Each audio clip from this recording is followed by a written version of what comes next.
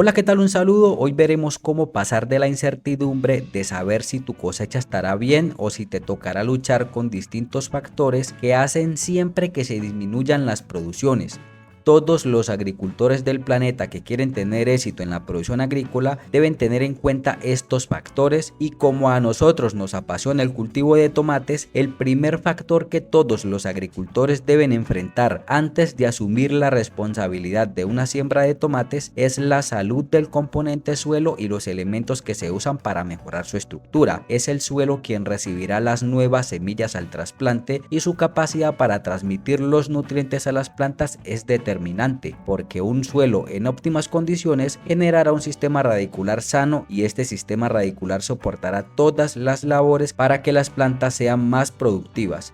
Hace algunos días visitamos un agricultor en la zona de Cundinamarca, Colombia, y en sus unidades, como preparación del suelo antes de la siembra, incorporan y usan una fuente orgánica como la cascarilla de arroz para disminuir la compactación y promover la salud de los microorganismos benéficos. Esta es una práctica muy útil y que se puede tener en cuenta como una alternativa a la materia orgánica convencional como la gallinaza, el estiércol de vaca y demás compuestos que a veces aportan muchos problemas con hongos y bacterias en el suelo. Acondicionar el suelo antes del trasplante es vital, y aparte de aportar una fuente sana de materia orgánica, es muy útil aportar, si es necesario, la popular cal agrícola o cal dolomita, con la finalidad de estabilizar los niveles de pH en el suelo y así hacer que los nutrientes tengan mejores condiciones de asimilación. Esta práctica de aplicar cal es eficiente si se tienen suelos con alta carga de acidez, porque la cal agrícola eleva el pH del suelo y lo saca de la acidez para mejorar la asimilación de los nutrientes. Pero si se da el caso contrario, de que se tiene un suelo alcalino, y esto puede ser por la propia característica del suelo o por la incidencia del agua del riego. Y solo para aclarar, cuando tenemos un agua alcalina y hacemos los riegos en el terreno con esa agua, esto tiende a cambiar el pH del suelo, llevándolo a niveles más alcalinos, y en estas situaciones pues algunos elementos como el nitrógeno, el fósforo, el magnesio y demás no pueden ser aprovechados por las plantas. Y para resolver un estado de alcalinidad o pH alto en el suelo, se pueden cambiar la cal agrícola por azufre agrícola, que este tiene un poder acidificante al entrar en contacto con las bacterias en el suelo.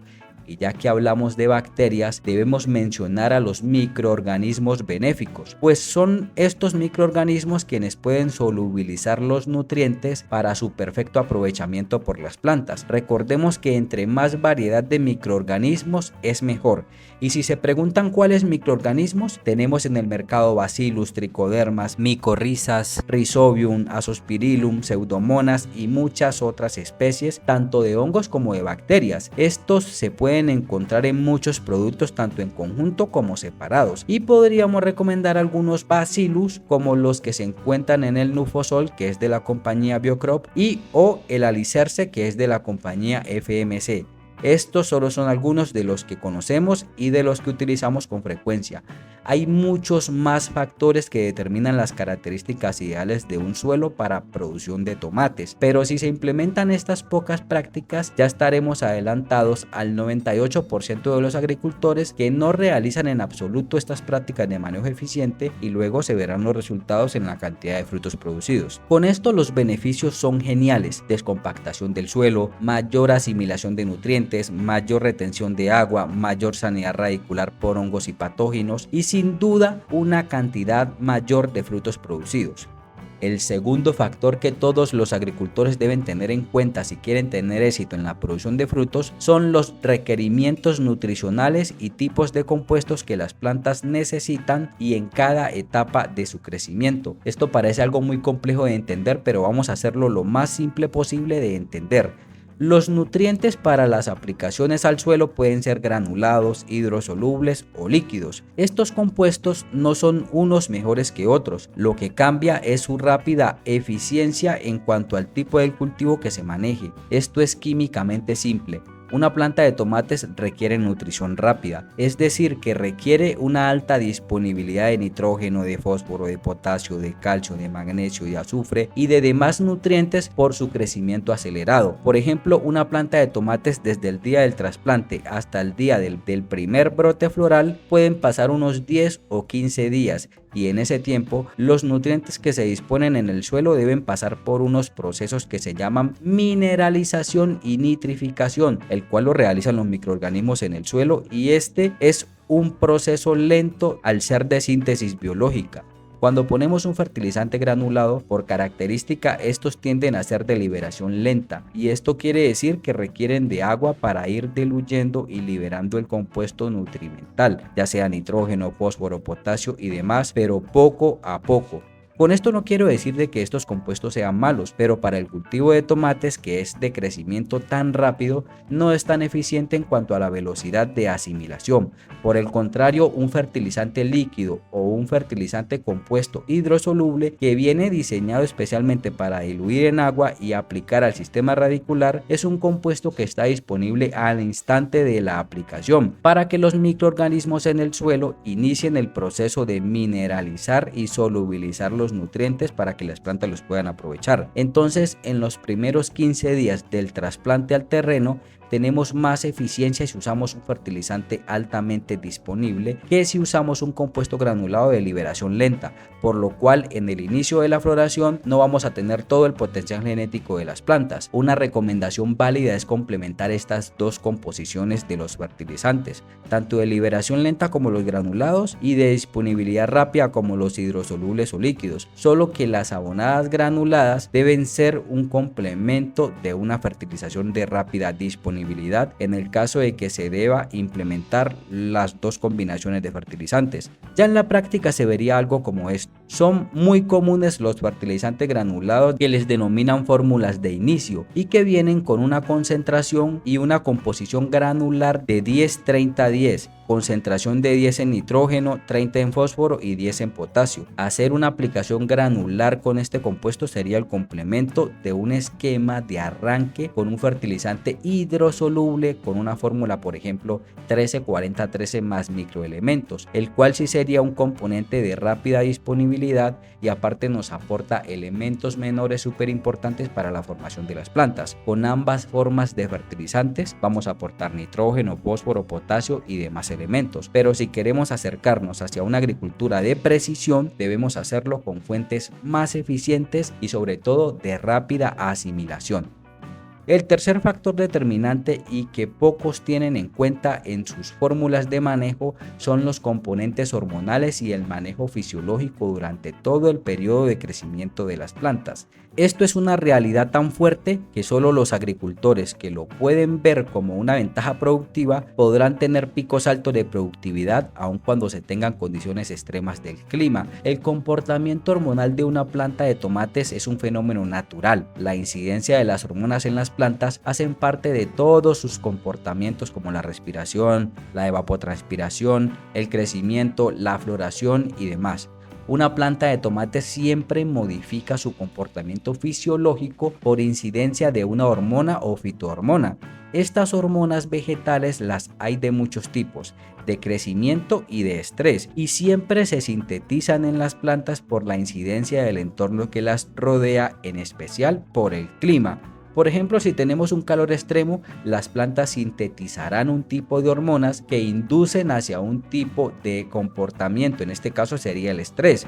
Por lo general, condiciones difíciles como el calor extremo, el frío extremo, las heladas, las lluvias, los días nublados, pero también los días de mucha radiación solar y demás, dan paso a la síntesis o fabricación de hormonas de estrés, las cuales merman drásticamente los rendimientos de producción en flores y frutos. El estrés en una planta en muchas ocasiones es contraria al crecimiento, y cuando entendemos este comportamiento y queremos evitar a toda costa que nuestras plantas mermen su desarrollo por condiciones de estrés, y además de eso la incidencia de esas hormonas de estrés en su proceso de floraciones, de tener hojas grandes y fotosintéticamente activas, de tener raíces abundantes y profundas, de formar frutos grandes y pesados y de dar una mayor resistencia a enfermedades, pues lo que tenemos que hacer es intentar disminuir o revertir la síntesis o fabricación de esas hormonas de estrés.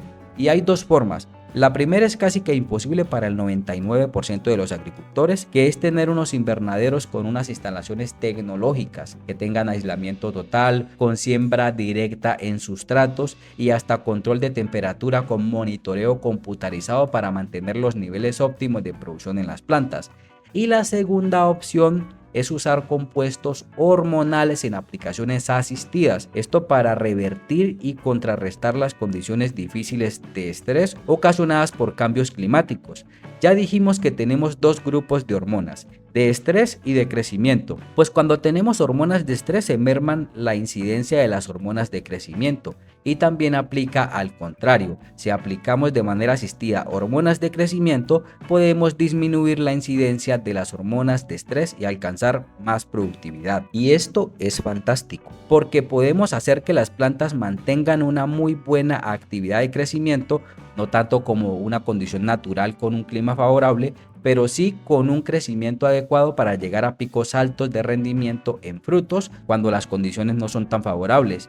El uso de componentes hormonales como las auxinas, las citoquininas y las giberelinas, que son hormonas de crecimiento, y también el ácido salicílico, que son hormonas de inducción de resistencia mayormente, deben estar sujetas a un análisis previo de las condiciones nutrimentales de las plantas y su entorno que las rodea. No es tan fácil hacer una interpretación edafoclimática de una planta de tomates, esto para la implementación de un manejo hormonal por su constante crecimiento y cambio de patrones fisiológicos. La planta de tomates cambia todo el tiempo, de un día para otro se comporta de manera muy diferente. No se debe abusar de las hormonas de crecimiento porque las plantas van a priorizar el crecimiento de tallos y hojas y van a dejar de lado los comportamientos de crecimiento floral. Y tampoco se debe abusar de las hormonas de inducción de resistencia porque las plantas destinarán todos sus recursos al fortalecimiento y también dejando de lado la productividad en flores y frutos.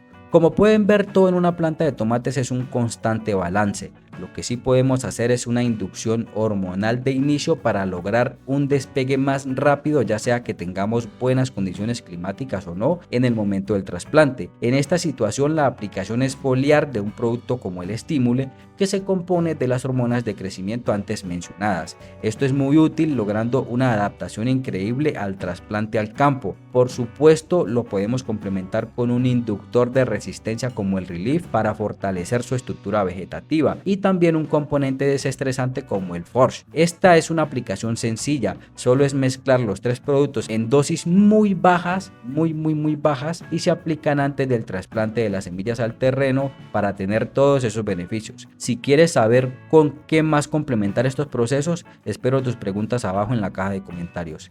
El cuarto y más importante factor que todos los agricultores del planeta deben tener en cuenta para tener rendimientos muy altos es la implementación y perfecta coordinación de todos los anteriores factores con un enfoque muy práctico. Todo lo que referenciamos anteriormente funciona, está probado y es lo que hacemos con agricultores que asesoramos todo el tiempo.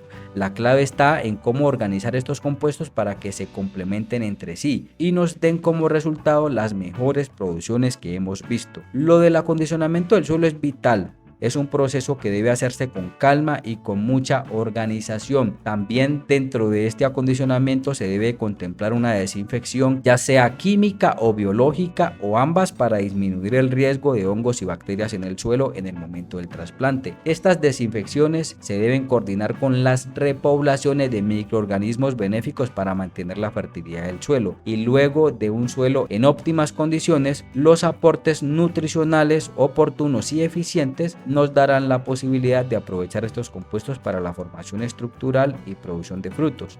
Hay situaciones donde las plantas responden mejor a las aplicaciones de cantidad y hay situaciones en donde las plantas responden mejor a las aplicaciones de frecuencia. Esto depende mucho del análisis que se realice del crecimiento y las etapas de las plantas, y en el manejo hormonal y fisiológico está la clave de todo. Si queremos sacar la máxima productividad, no hay otro camino que implementar un manejo hormonal y fisiológico, en donde se contrarresten las condiciones de estrés y se exprima la genética de las semillas al máximo para tener la mayor productividad posible. Las hormonas vegetales en una planta son el inicio desde la germinación de las semillas y el fin con la senescencia o envejecimiento del tejido vegetal. Bueno, esto ha sido todo por este video. No olviden dejar su comentario, dejar un me gusta si les ha parecido valiosa esta información. Somos Agricultura del Valle, soy Steven Guzmán, hasta pronto y buenos frutos para todos.